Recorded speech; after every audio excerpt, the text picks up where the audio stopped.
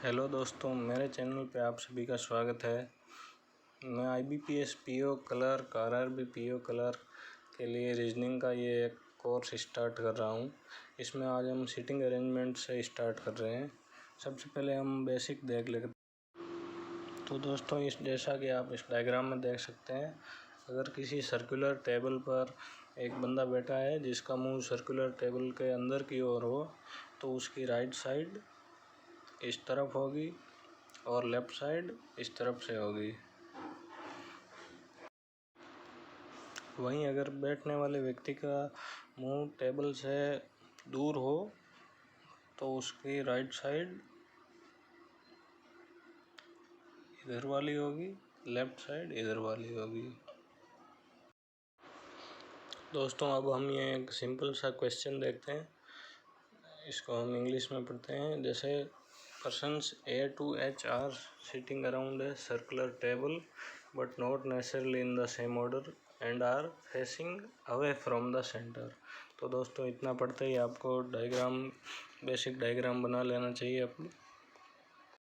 दोस्तों, जैसा कि आप देख सकते हैं, मैंने स्क्रीन पे ये बेसिक डायग्राम बना दिया है, जिसमें टेबल पर 8 लोग बैठे हैं और सभी के मुंह टेबल से दूर की ओर हैं। अब हम क्वेश्चन को आगे पढ़ते हैं और इस डायग्राम को पूरा करके क्वेश्चन सॉल्व करेंगे। दोस्तों, क्वेश्चन को अब आगे पढ़ते हैं। G is one of the immediate neighbours of E। तो E के जो इमीडिएट नेबर्स हैं दो, उनमें से एक G है। तो इस स्टेटमेंट को हम डायग्राम में रिप्रेजेंट करते हैं इस प्रकार। दोस्तों, यहाँ पर हमारे पास दो प्रोबेबिलिटी आती है, दो पॉसिबिलिटी कि या तो G है वो E के लेफ्ट में बैठा है, या फिर G है वो E के राइट में बैठा है। तो फर्स्ट डायग्राम में तो G E के लेफ्ट में है और सेकंड पॉसिबिलिटी में G E के राइट में है। अब हम क्वेश्चन को आगे पढ़ते हैं और समझते हैं। तो दोस्तों, अगला स्टेटमेंट है, there are 2 persons sitting between A and D when counted from the right of A और D के बीच में दो बंदे बैठे हुए हैं जब A के राइट से काउंटिंग स्टार्ट हो। लेकिन अभी हम जैसा कि डायग्राम में देख सकते हैं कि बहुत सारी पॉसिबिलिटी है A और D के सिटिंग के लिए, इसलिए हम कुछ भी डेफिनेट नहीं कह सकते। इसलिए हम इस स्टेटमेंट को बाद में रिप्रेजेंट करेंगे इस डायग्राम में। तो हम अगले स्टेटमेंट में चलते हैं। तो अगला स्टेटमेंट है, B sits second to the right of G। B है जो G के सेकंड टू द राइट बैठ रहा है। इस स्टेटमेंट को हम इस डायग्राम में रिप्रेजेंट कर सकते हैं क्योंकि हमारे पास G की पोजीशन है। तो B is second to the right of G।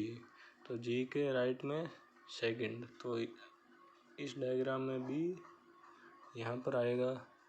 और अगर नीचे वाले डायग्राम में हम बात करें तो B यहाँ पर आ जाएगा। अब हम फिर से क्वेश्चन को देखते हैं।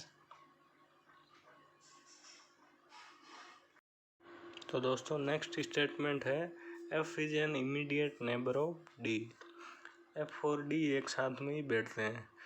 तो जैसा कि हम यहाँ एक डायग्राम में देख सकते हैं कि इनमें बहुत सारी पॉसिबिलिटी है, क्योंकि हो सकता है F यहाँ बैठ जाए, D यहाँ बैठ जाए, F यहाँ बैठ जाए, D यहाँ बैठ जाए, इसी तरह यहाँ F D। तो बहुत सारी पॉसिबिलिटी है, इसलिए अभी हम इसमें वो रिप्रेजेंट नहीं कर सकते।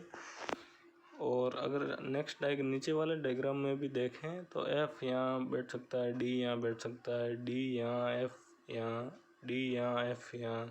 तो बहुत सारी पॉसिबिलिटी होने के कारण इस स्टेटमेंट को हम अभी के लिए एस्केप कर रहे हैं। इसको हम बाद में रिप्रेजेंट करेंगे।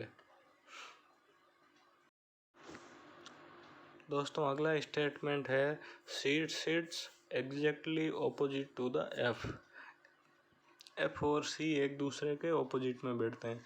तो इस स्टेटमेंट को हम डायग्राम में रिप्रेजेंट करने की ट्राई करते हैं। तो जैसा कि आप यहाँ देख सकते हैं कि हमारे पास केवल एक ही पॉसिबिलिटी है, क्योंकि यहाँ B आ गया तो इसके अपोजिट में C और F नहीं आ पाएंगे। सी और एफ आपस में एक पेयर है, तो इसमें हमारे पास केवल एक ही पॉसिबिलिटी है, वो है कि सी यहाँ आ जाए, एफ यहाँ आ जाए, या फिर सी यहाँ आ जाए, एफ यहाँ आ जाए। इसी तरह इस डायग्राम में भी हमारे पास केवल एक ही ऑप्शन है, या एफ यहाँ आ जाए, सी यहाँ आ जाए, या फिर एफ यहाँ और सी यहाँ। तो चलो दोस्तों, अब नेक्स्ट स्टेट। तो दोस्तों अब हम उन स्टेटमेंट को लेते हैं जिनको हमने फर्स्ट स्टेप में स्किप कर दिया था। तो इनमें से एक स्टेटमेंट ये था कि there are 2 persons sitting between A and D when counted from the right of A. तो ए और डी के बीच कम से कम 2 बंदे बैठेंगे। तो अब हम इसको डायग्राम में रिप्रेजेंट करने की ट्राई करते हैं। दोस्तों अगर आप फर्स्ट डायग्राम पर नज़र डालें तो इसमें केवल हमारे पास 3 ही स्पेस खाली है, ये 3, और इनमें हम कहीं पे भी अगर ए और डी को बिठाएं तो उनके बीच एक या बिल्कुल भी बंदा नहीं आएगा, 2 बंदे आने की पॉसिबिलिटी ही नहीं है। इसलिए हमारा केस 1 रिजेक्ट हो जाता है, और अब हम केस 2 को आगे कंसीडर करेंगे। तो दोस्तों जैसा कि मैंने अब केवल डायग्राम 2 ही कंसीडर किया है, और इसमें हमारे पास 3 स्पेस खाली है। तो दोस्तों इसमें हमारे पास 3 पोजीशंस हैं, 1, 2 और 3।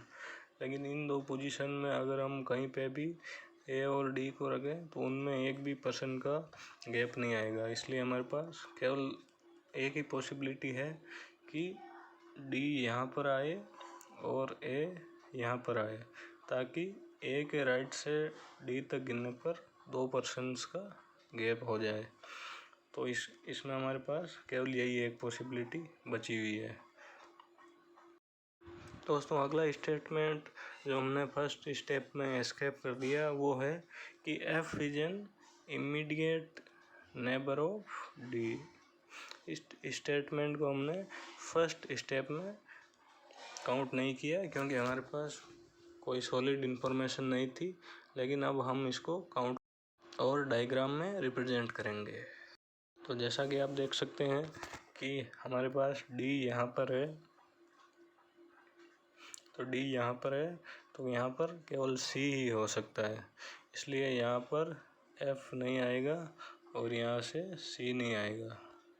तो हमारे पास डायग्राम आ चुका है, इसमें हमारे पास ए यहाँ है, बी यहाँ है, C D E F G और ये बचा हुआ एच हो जाएगा। तो दोस्तों इस प्रकार से हमने इस प्रॉब्लम का सॉल्यूशन ढूंढ लिया है। अब हम इस पे बेस्ड क्वेश्चन सॉल्व कर सकते हैं।